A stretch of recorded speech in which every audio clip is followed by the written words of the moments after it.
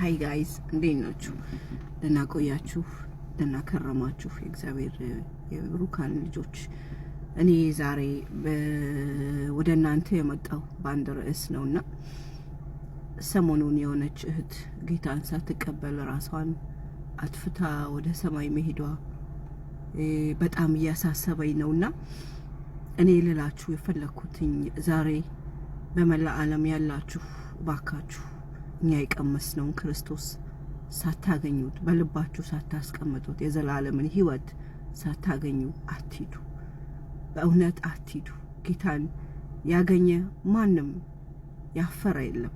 እኔ ከራሴ ጀምሮ እኔ ጌታን ከተቀበልኩ ጌታን ወደ ሕይወቴ ካመጣው ጀምሮ ሕይወቴ ማማር ብቻ ሳይሆን እንዴት እስካሁን ድረስ ጌታን ሳላቅ እንዴት እሱን ሳልከተል የሚል ስሜት በሕይወታችሁ ይመጣል እና ይሄ ጥሪ በእውነት ማቀርበው ለአይሁዳን፣ ለክርስቲያን፣ ለኦርቶዶክሶች ክርስቲያን ስለ ኦርቶዶክሶች ነውና ካቶሊኮች፣ ቡዳይስት፣ ማታይስትም እግዚአብሔርን የማያውቁ የሱ ሕይወት የሱ ፍቅር ያልገባቸው እባካችሁ በእውነት ጌታን ይህን እድል ተጠቀሙበት። ይህን እድል እወቁበት።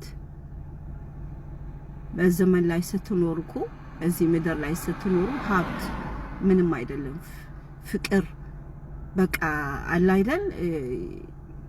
በራሳችሁ የሆነ ነገር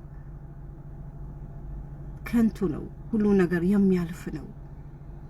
ሁሉ ነገር በቃ ጠግባችሁት ማትተኙበት ማታርፉበት ሕይወት ነው ይዛችሁ ያለ እውነቱን ሕይወት ገና አላወቃችሁትም። ገና አልተቀበላችሁትም። ገና ምን እንደሆነ አልመረመራችሁትም። እኔ ብዙ በእውነት ሳስብ ስለ ጌታ እንባዬ ነው የሚመጣ። የተገረፈ የተሰቀለ ለኃጢአቶች ነው ከኔ ጀምሮ። እኔ ኃጢአተኛ በቃ እኔ በሕይወቴ ውስጥ እኔ ምሕረትን ጌታ ያደርግልኛል ብዬ ማላስበው ነው። ግን አንድ ፈራጅ አባት በእውነት ማነሽ ምንድነሽ ከምን የመጣሽ ሳይለኝ በፍቅሩ አሸነፈኝ። ከዚህ የበለጠ መሸነፍ እንግዲህ የለም እና ወንድሞቼ እህቶቼ ይሄን እድል ተጠቀሙበት። ኑ ወደ ጌታን ተቀበሉ። ብዙዎች የዚህ የምትሰሙት እችን እድል ተጠቀሙባት። ጌታን ሳትቀበሉ ዘመናችሁን አታሳልፏት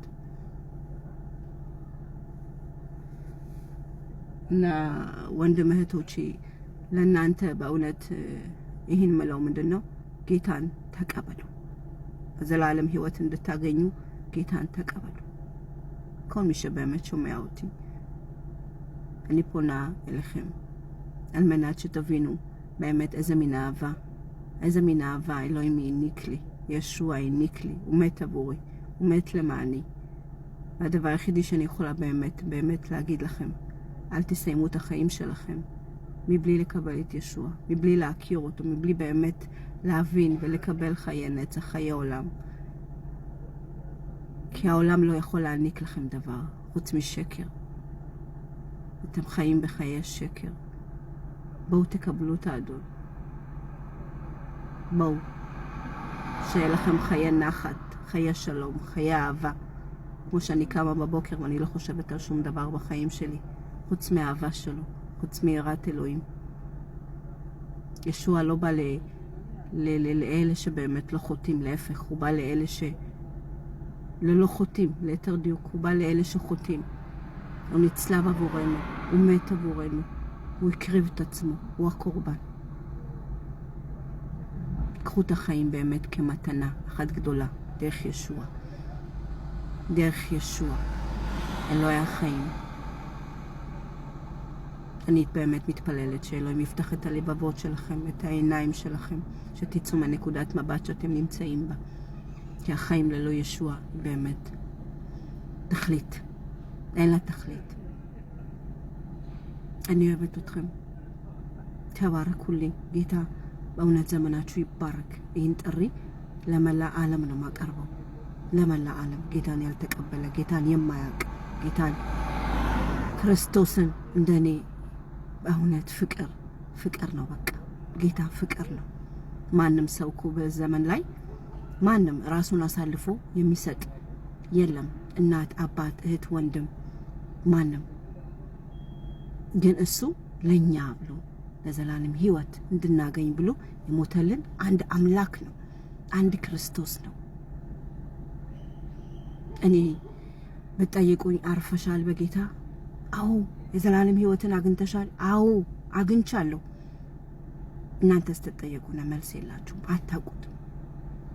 መዳናችሁና መሞታችሁን አታውቁትም። ክርስቶስ በደጅ ነው፣ ያንኳኳ ነው። በሩን ክፈቱለት፣ ልባችሁ ውስጥ አግቡት።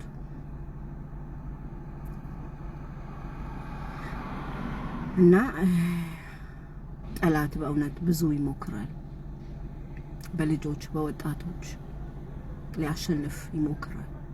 ብዙዎችን እየሰወረ ነው፣ በመጠጥ በዝሙት በስካር። ይህን እድል አትስጡት። የሚያረካ ይመስላችኋል? ጊዜያዊ በቃ አይደል? ከነገ ዛሬ ሰማይ ግን አያደርሳችሁ። እዛ ግን አቁሞ አይመሰክርላችሁ። ኑ ጌታን ተቀበሉ። ኑ ወደ ጌታ። የሚወዳችሁ አንድ አምላክ ብቻ ነው። ዓለም አይደለችም። ዓለም ምንም አትሰጣችሁ። ጊዜያዊ ሕይወት ትሰጣችኋለች። ሁሉ ያልፋል። እኔ የተራብኩትን የተጣመሁትን ፍቅር ለእናንተ ላካፍል ነው ወደዚህ የመጣው። ይህን እድል ተጠቀሙበት።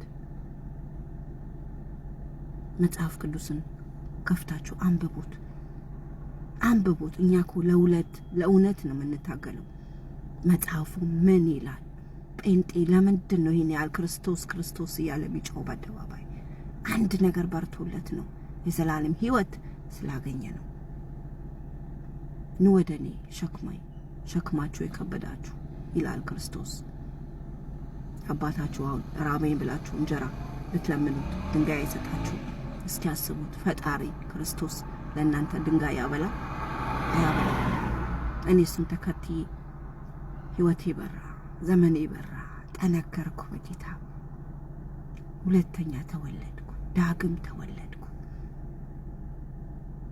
እና ወንድሞች እህቶች ተጠቀሙበት። እወዳችኋለሁ። ጌታን ሳትቀበሉ አትለፉ። ወንድሞች እህቶች ለወንድሞቻችሁ ለእህቶቻችሁ መስክሩላቸው። ወንጌል ከትንሽ ነው የሚጀምር። ከኔ ከትንሿ ከማረባ እድል ሰጠኝ ጌታ፣ እድል ሰጠኝ። እግዚአብሔርን ፍቅር መሰክራለሁ፣ እግዚአብሔርን ፍቅር አወራለሁ። የክርስቶስን የያዘ ማለት እንደዚህ ነው። ጌታ ብርሃኑን ይስጣችሁ፣ አይናችሁን ይክፈት ብዬ ጸልያለሁ። ተባረኩልኝ። ዘመናችሁ ይባረክ። በእውነት ውስጥ የሚጮህ መንፈስ ስላለ ነው። በቃ አይቶ ማለፍ የሚያቅት በዚች ልጅ በጣም ውስጥ ተነክቶ ነው። በጣም ተነክቶ ራሷን አጥፍታ የዘላለም ሕይወት ሳታገኝ በምድር ላይ በእውነት ራሷን አሰቃይታ ጠላት አሸንፋት ወሰዳት። ለራሱ ሊያደርጋት በምድር ላይ ተጫወተባት፣ ሰማይ ላይ ደግሞ። እና ወንድሞቼ ወዳችኋለሁ። ተባረኩልኝ። ዘመናችሁ ይባረክ።